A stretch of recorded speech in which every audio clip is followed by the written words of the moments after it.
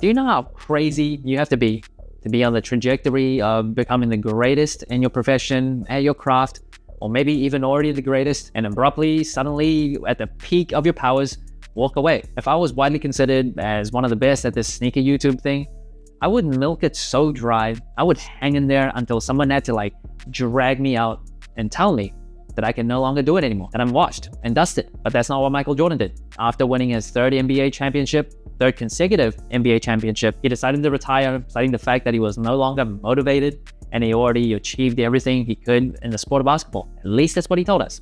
There are some conspiracies out there that think that he retired for other reasons. I'm not going to get into that, so I'm going to go with his official reason. But Michael Jordan didn't retire from sports overall. He went into baseball. He joined the Birmingham Barons, that is an affiliate of the Chicago White Sox. And now in 2024, the 30th year anniversary of Michael Jordan's little baseball side mission, Jordan Brand is dropping this colorway on this shoe to celebrate the occasion. Air Jordan 12 Barons.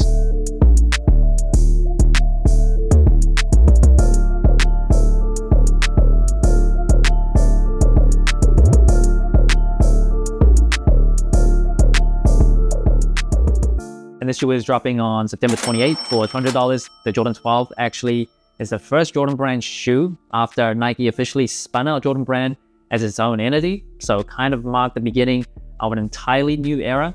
And first impressions of the Jordan 12 Barons, the colorway I really like. I am a black sneaker lover, and usually I do like darker, more sleek, or nighttime looking shoes.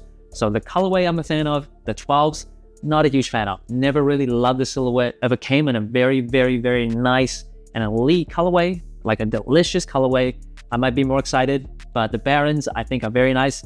But to me, they're not right up at the top. It's not enough for me to get super excited for this 12. But if you're a Jordan 12 fan, this is a very nice and versatile, easy to wear colorway. And this does have the same type of color blocking as the Jordan 12 Playoff. Probably my favorite color blocking for a 12. And it also is not the first time we've seen a Barons colorway, the Jordan 9s, 13s, 11s, 1s, Jordan 1 lows as well. So there's been quite a few, but it's the first time it's appeared on the 12. And this Jordan 12 comes with a full leather upper, and the leather, it is pretty decent. It feels pretty soft to the touch, especially in the toe box. It does feel a little on the thinner side, but it does feel very soft as well. So minimal break-in time, but in terms of the durability or the resistance to over creasing, probably not as good as a thick and very premium cut of leather. However, no big surprises here. It is a Jordan Brand shoe, and this leather is also pretty textured. It's not overly done, so it doesn't seem artificial and really fake and weird. So the texture, I don't mind. And the shoe, if you didn't know, was designed by Tinker Hatfield, a legendary designer. He was inspired by Japan. Japan's nickname is the land of the rising sun. So the stitching on the upper of the shoe, it is meant to resemble the rays of the sun. And of course, on the Jordan 12 mudguard area, you'll see that faux lizard skin. That is probably the most distinct feature of the Jordan 12. I personally have never really loved how that feels or how it looks, but buying a Jordan 12, kind of expected. Some Jordan 12s will replace that with suede or nubuck in that area. I kind of prefer that, but generally for most Jordan 12s, comes with that faux lizard skin. And right around that mudguard area, you'll also see Jumpman on that piece of TPU rubber material. And then moving up the tongue, very distinct as well. You see 2 spelled out as a word, and 3 just a number. And right up top, little Jumpman in the middle. You also see these chrome metal-like eyelets. That's not actually metal. That's feel just pretty plastic and cheap. Not the best quality, but a little Jumpman on the eyelets. And the shoe, unfortunately, does not come with any extra laces. I think maybe white laces would really make the shoe pop. Would look pretty nice, just to contrast and offset the darker colors used on the shoe. Or maybe even the very light gray that you see on the Jumpman on the tongue. I think that'll look very nice too.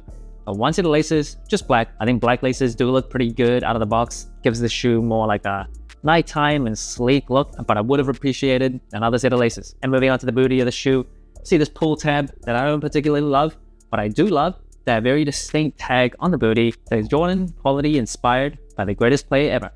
And then on the booty, extended from the rubber outsole, it is 23, obviously Michael Jordan's number. And the Jordan 12 does come with a Phylon midsole with a full-length Zoom Air unit. This is the first time that Jordan Brand started going with Zoom Air, so they made the switch on the Jordan 12. And then on the outsole, majority herringbone traction.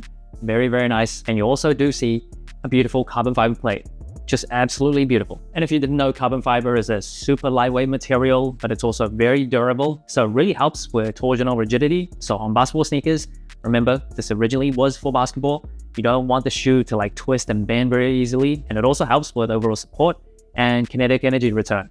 And perhaps my least favorite thing about the Jordan 12 is that little tip of the Jumpman poking out onto the toe box. I just never really liked how that looked.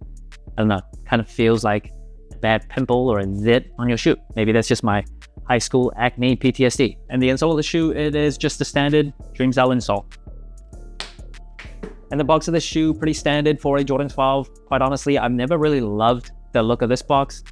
Just feels a little too industrial, like the cardboard color, there's just too much of it. On one side of the box, quality inspired by the greatest player ever. That is the same that you see on the booty tag of the 12. And in terms of overall sizing and comfort, I am a wide and flat footer. For Jordan 12s, I do stick true to size. And I will say, the 12s is one of those shoes that, for the most part, it's pretty comfortable. But as a wide and flat footer, this arch area extends pretty high up, so initially, before you really break the shoe in, can really start to hurt. So yeah, first putting my feet into the shoe, it did feel pretty stiff. Everything else in terms of the cushioning does feel like a basketball shoe and relatively low to the ground as well. And it also has very sufficient padding all around the ankles, inside the shoe. The comfort for me as a wide and flat footer from here and above, very good. From here downwards, not so good. At least before I really break the shoe in. Slightly above average in terms of comfort for like Jordan 1 to 14, the old school retros, and it really just comes down to that arch area. Now that brings the total sole score of the Jordan 12 Barons to 29 out of 40. Pretty average score compared to other general releases. Now first, it is colorway. Barons I think are very decent. The black and sleek look is right up my alley. It's not up there with like the Chicago's, Black Toes, UNC's, Georgetowns, but it's probably right below it. It is very simple. I'm a black sneaker lover, so it fits a lot of criteria. There's no real complaints. And in terms of the materials of the shoe, I think the leather overall feels pretty soft, especially in the toe box area, but it does feel kind of thin, so I don't love that. I do like the texture that they've put into it. Doesn't feel overdone. Something like Jordan 7s or 13s can really be overdone when it comes to like that texture. However, this one, it's not over the top, at least for the most part. Personal preference, I don't love that faux lizard skin, but yeah, overall, decent materials.